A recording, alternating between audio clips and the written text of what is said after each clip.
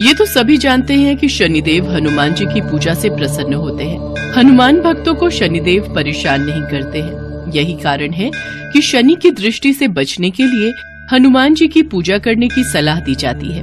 पर शनिदेव और हनुमान जी आपस में मित्र कैसे बने, इसके पीछे बहुत सी कथाएं प्रचलित हैं। उन्हीं में से प्रचलित एक पौराणिक कथा के अनुसार एक बार शनिदेव को अपनी शक्ति पर अहंकार हो गया। शनिदेव को लगने लगा कि उनसे शक्तिशाली कोई भी नहीं है। उनकी दृष्टि मात्र से ही व्यक्ति के जीवन में उथल पुथल शुरू हो जाती है। शनिदेव इसी घमंड में चूर होकर भ्रमण पर निकले। तभी उनकी दृष्टि हनुमान जी पर पड़ी। उस समय हनुमान जी अपने प्रभु श्री राम की साधना में लीन थे और राम नाम का जप कर रहे थे। राम राम राम राम राम। भगवान श्री राम की भक्ति में डूबे हनुमान जी को देख शनिदेव ने उन पर अपनी वक्र दृष्टि डाली, लेकिन हनुमान जी पर कोई प्रभाव नहीं हुआ। इससे शनिदेव क्रोधित हो गए। उन्होंने हनुमान जी को ललकारा, ए वानर, देख तेरे सामने कौन खड़ा है। हनुमान जी ने शनिदेव पर कोई ध्यान नहीं दिया और अपनी भक्ति में लीन रहे। शनिदेव ने सभी प्रयास कर लिए, लेकिन हनुमान जी पर कोई प्रभाव नहीं पड़ा। तो शनिदेव का क्रोध 7वें आसमान पर पहुंच गया।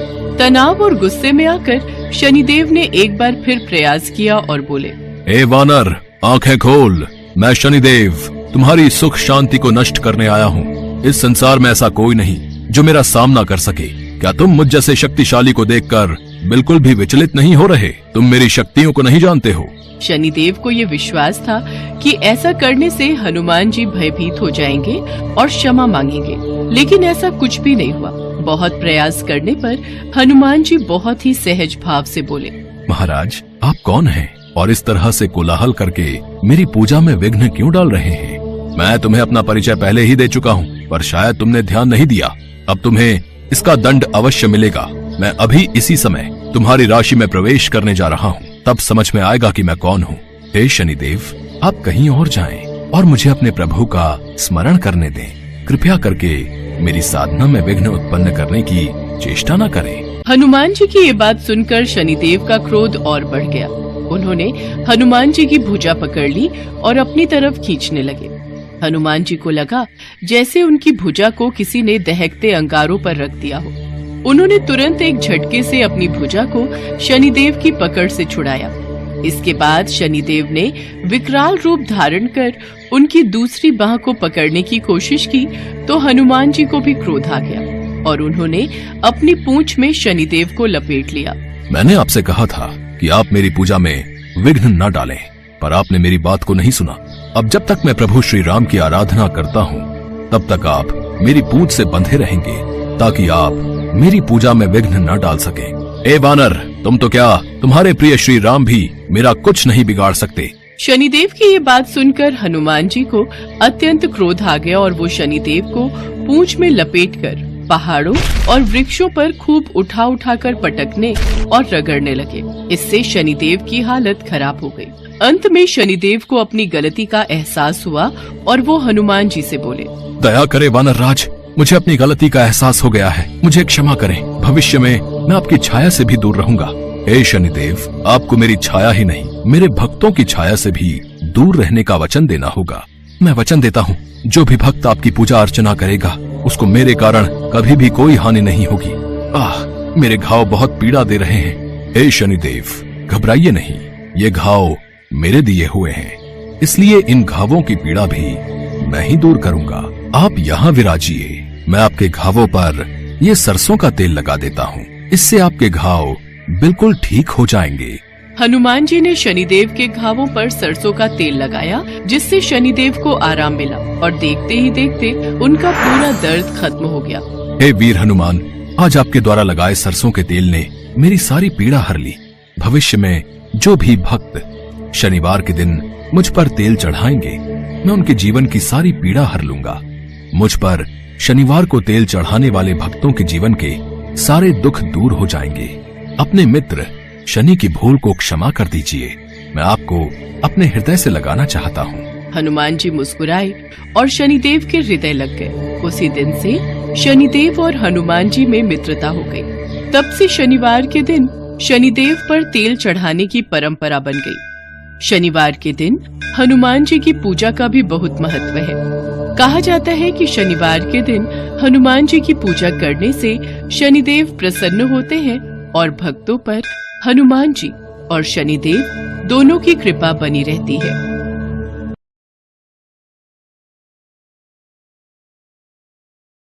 एक बार की बात है, भगवान राम और देवी सीता बैकुंठ धाम में अपने राजमहल में बैठे वार्तालाप कर रहे थे। हनुमान जी भी वहीं बैठे थे।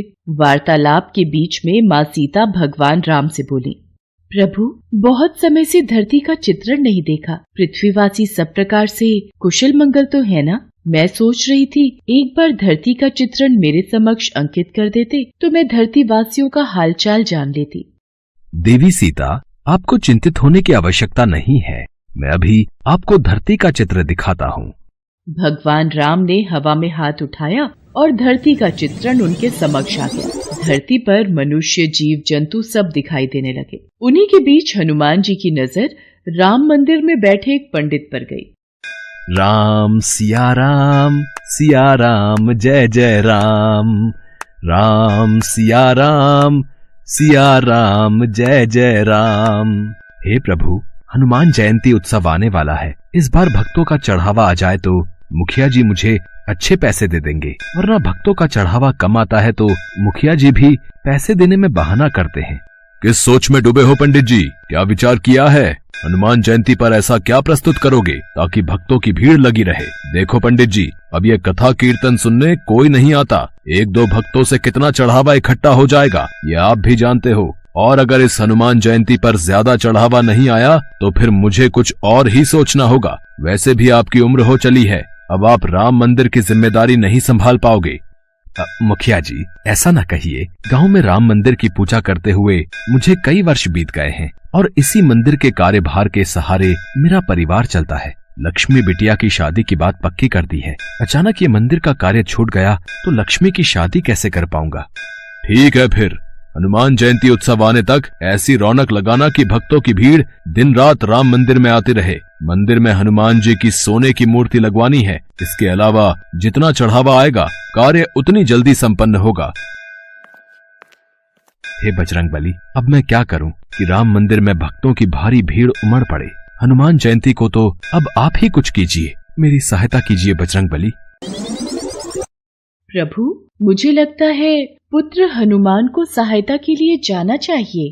सीते, हम भी हनुमान को यही कहने वाले थे। पवन पुत्र, तुम इसी समय धरती लोक पर जाओ और पंडित जी की सहायता करो। उन्होंने तुम्हें सच्चे हृदय से पुकारा है।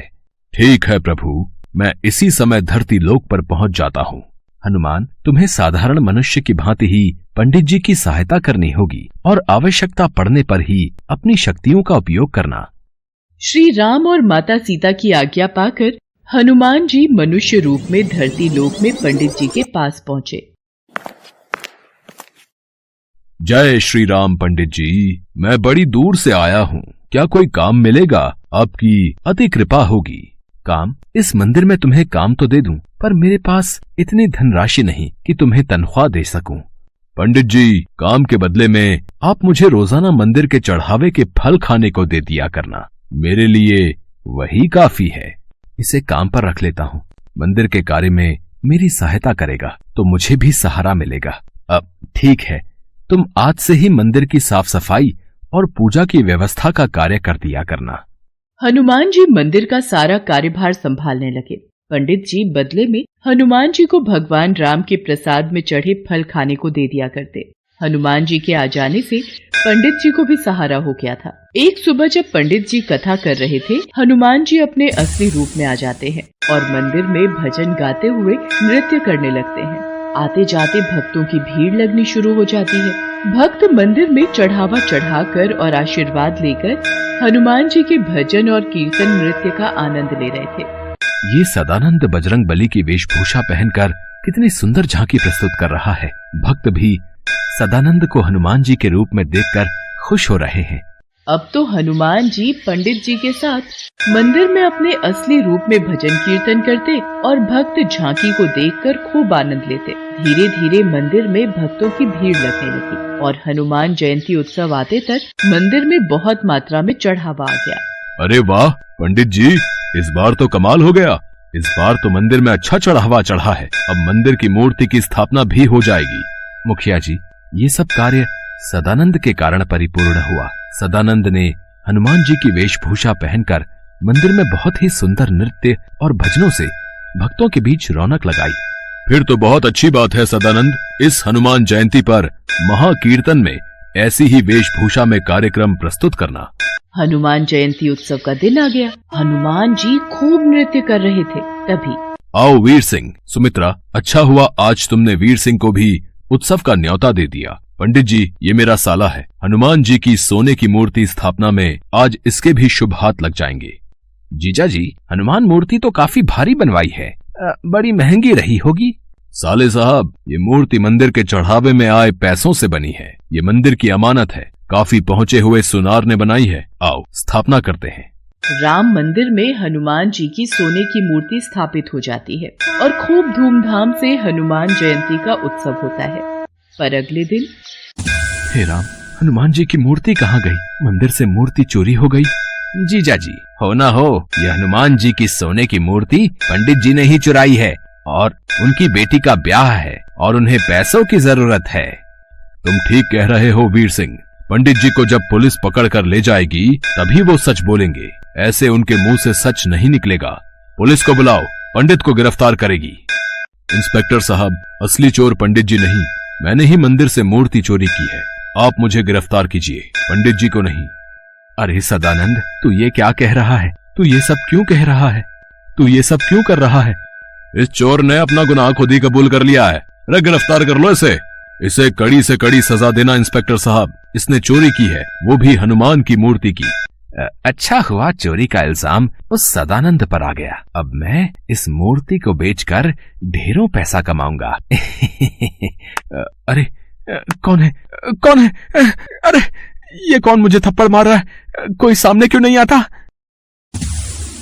मैं सदानंद के रूप में हनुमान हूँ जिसे तूने गिरफ्तार करवाया। पुलिस के सामने तुझे सच बोलना होगा कि असली गुनाहगार तू है। तूने मूर्ति चुराई है और तू उसे बेचने वाला है। मत मारो, मैं पुलिस को सब सच बता दूंगा। मेरे मन में लालच आ गया था, मुझे छोड़ दो। वीर सिंह भागता हुआ पुलिस थाने पहुंचता है। इंस्पेक्टर साहब, मुझे बचाओ।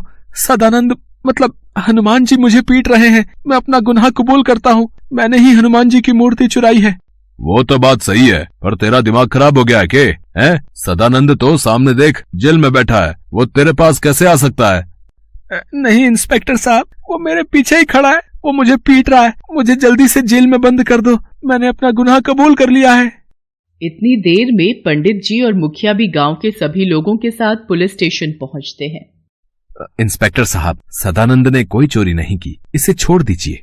वीर सिंह अपना गुनाह कबूल कर लेता है। सदानंद यानी हनुमान जी को पुलिस छोड़ देती है। तभी वहाँ भगवान राम और माता सीता प्रकट होते हैं। हनुमान, अब तुम अपने असली रूप में आओ और अपने भक्तों को दर्शन दो। जो आज्ञा प्रभु। जय श्री राम। सदानंद, साक्षात हनुमान। हे बजरंग बली, आप मेरे साथ इतने दिन तक रहे और मैं आपको पहचान नहीं सका। आपने मेरी इतनी सहायता की। पंडित जी, जहाँ भगवान राम की कथा होती है वहाँ हनुमान जरूर होते हैं। आपने मुझे सच्चे हृदय से याद किया था तो भला मैं कैसे न आता। देखना, अब आपके जीवन के सारे दुख दूर हो जाएंगे। पंडित जी की आंखों में आंसू आ जाते हैं। पंडित जी और मुखिया जी समेत सभी गांव वाले हनुमान जी को सिर झुकाकर प्रणाम करते हैं। उस दिन के बाद मुखिया पंडित जी को कभी भी मंदिर से जाने के लिए नहीं कहता। हनुमान जी की कृपा से पंडित जी के जीवन में खुशियां आ जाती हैं और वो अपनी बेटी लक्ष्मी की शादी धूमधाम से कर देते हैं।